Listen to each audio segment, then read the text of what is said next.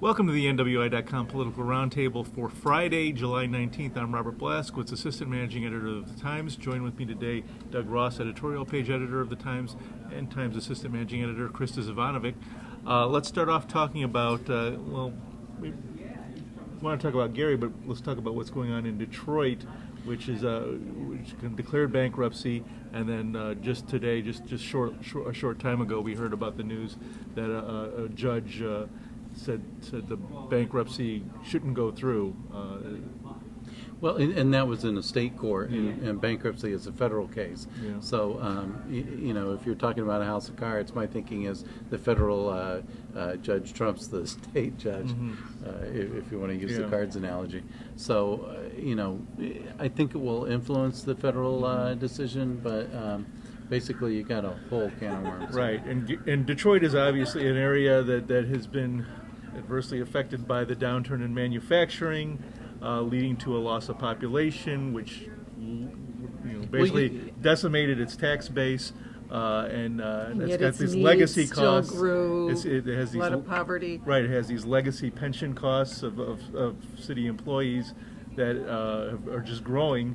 But you don't have the tax base to pay the bills anymore. Right. So leading to the bankruptcy. And in Gary, we kind of see some parallels. Obviously manufacturing downturn, which has hurt the Gary economy. Highest jobless rate. Loss of population. In the area. Used to be the largest city in Northwest Indiana. No longer. Now surpassed by Hammond. Which is barely, losing, but yes. which is losing population itself, Good but point. not to the degree that Gary has lost population. So Gary, in this past week we've seen continued violence, homicide rate that has risen this year. The call by Mayor Karen Freeman Wilson for help from the state. She's asked Governor Pence to send in state troopers to help. Governor Pence has asked for more information before making that decision.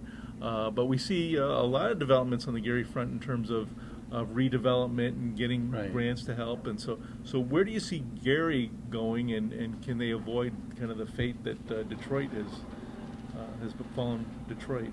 Well, first of all, let me just point out our law is a little different. Michigan's law, and this might be where they ran into some trouble. Right. Michigan's law allows the governor to declare a municipality in bankruptcy, and that's where some of the criticism has come to, this white governor stepping in and, some might say they're attempting to rescue, others might say they're really kind of trying to come in and take over. In Indiana, it requires the city, both the mayor and the city council together, to ask for help from the Distressed Unit Appeals Board.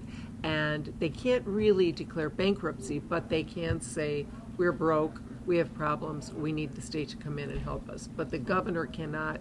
And I think there was some talk when the law was going through, Ed Charbonneau had sponsored some different things to have a similar law to Michigan's, but in the end they said, no, let's give them this potential for relief, but let them decide when they're going to cry uncle economically.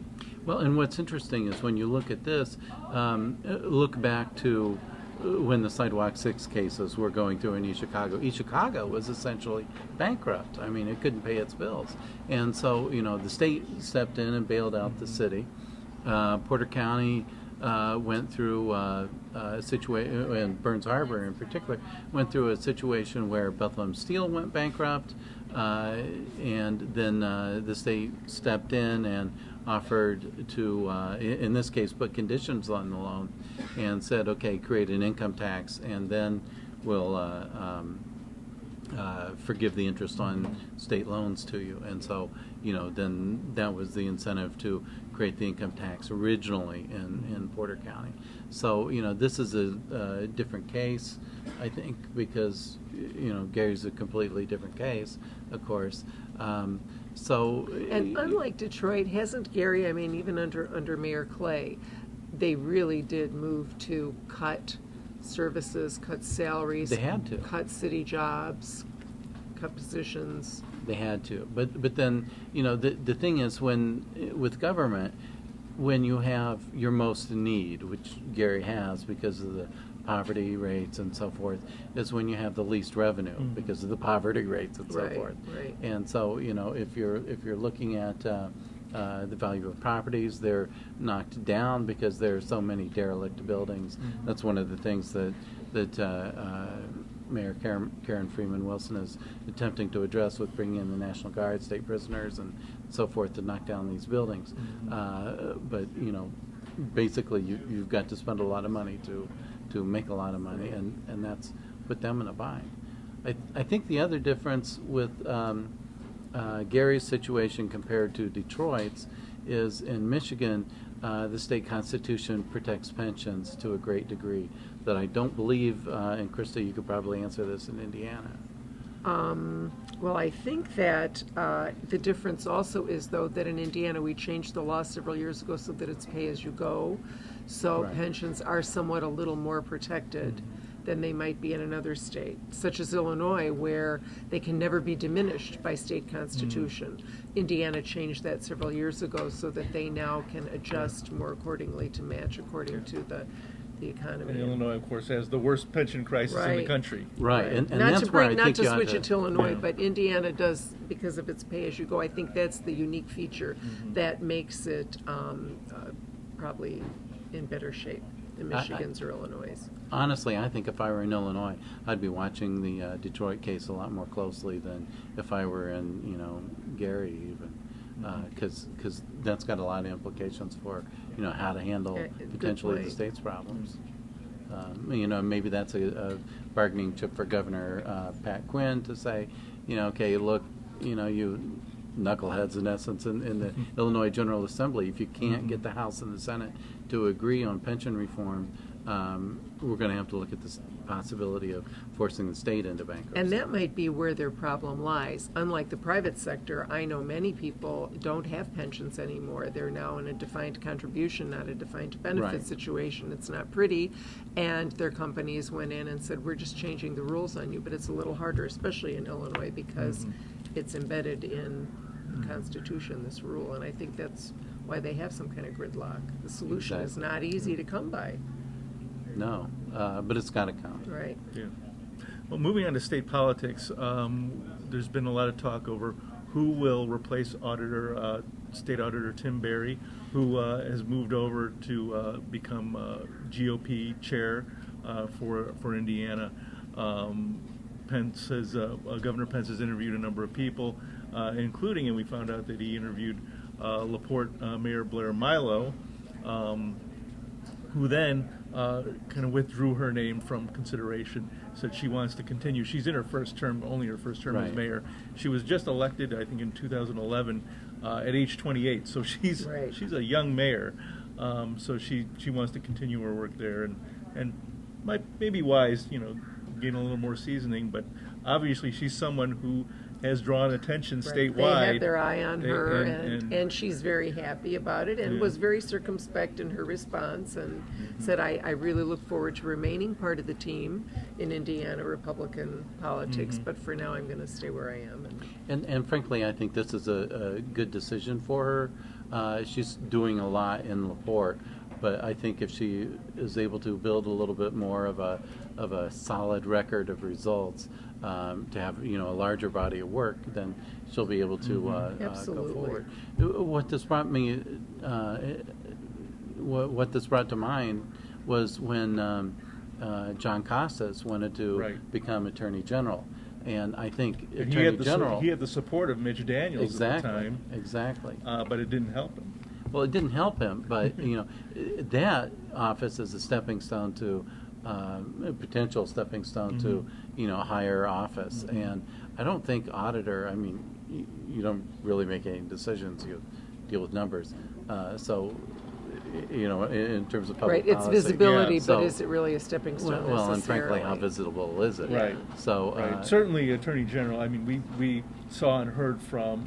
So we see and hear from Greg Zeller a lot more than we see Right. and hear from Tim Berry. Right. Right. So I think she's probably better off going after Secretary of State or something like that. Being something, and again, wait a few years, but Yeah. but going after something that might be a springboard like it was for Eva Bai and so forth. Yeah. Yeah.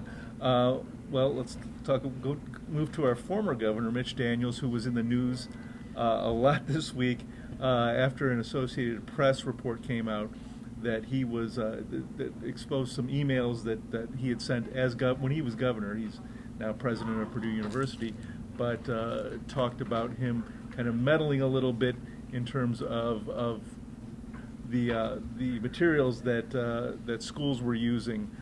In particular, he was upset about a book by Howard Zinn, the historian, who is someone known to be a liberal historian who kind of wrote things from perspective of, I think his most famous work was A People's History of the United States, which took kind of from the perspective of, say, the Indians and other people whose voices weren't... The disenfranchised. Right, whose voices weren't heard. Traditionally, right. So this, of course, many conservatives see this as kind of liberal propaganda, and Mitch Daniels kind of went off on this and talked about it being kind of inappropriate, and so it raised the issues of censorship and was that proper for him to do as governor, and particularly with him now in his present role in academia as the president of Purdue University. And I just want to clarify on former Governor Daniels' part. I think he was complaining about it as it was a required reading for a course for teachers for continuing education. K-12. Yes, and K-12. And he said, is this really an appropriate book to introduce to young people who really maybe we should be trying to teach more facts to and background, and then when they go on to higher learning, they can take these kinds of classes and they have a little bit more seasoned judgment. Whereas it really, and there are, and he quoted in a response email, really well-known, noted, liberal-leaning history professors, Oscar Handlin and a few, Arthur M. Schlesinger and others, who said, well, Howard Zinn is really more an agitation propagandist than, I mean, he's a valid historian, but he does tend to skew everything and pigeonhole it to fit his views. And so in Daniel's defense, he said, why don't we have something for continuing ed for teachers that's a little more factual oriented and not so left-leaning. Well, and I think the key here is that this is, he's in a college, university setting now, and that's so vastly different from K-12. I mean, K-12, like you say, you're building the blocks of future learning. Right, and you do want to teach young people how to think and to think for themselves and introduce different perspectives, but that book really is. I know my 22-year-old son, funny that we mentioned this book, and it's in the news last week. He was home visiting, and he had a copy of it and was reading it, and at 22, in college, had the knowledge to say, it's interesting, it's so obvious this guy has an agenda, but it's still interesting. I'm learning things and thinking about things in a way I might not have It's before. definitely a supplemental book. And for someone a little older, as Daniels pointed out. From someone who already has the grounding and the background of U.S. history, that this is a different perspective. But it's interesting, too, it comes at this time when the Purdue trustees, are today considering whether to give Daniels a performance bonus for his first 6 months on the job. I think a lot of many of the trustees whom he hired or appointed rather.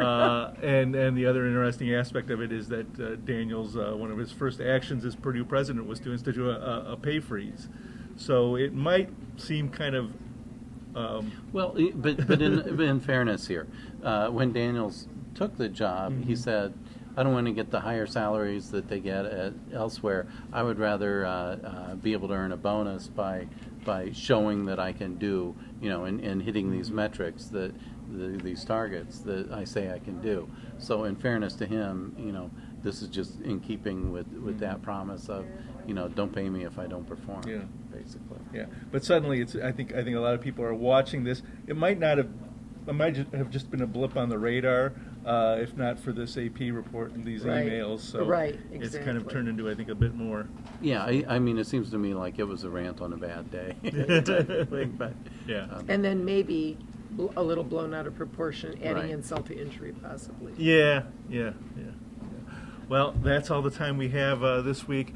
Thanks for watching. We'll be back next week with another Political Roundtable.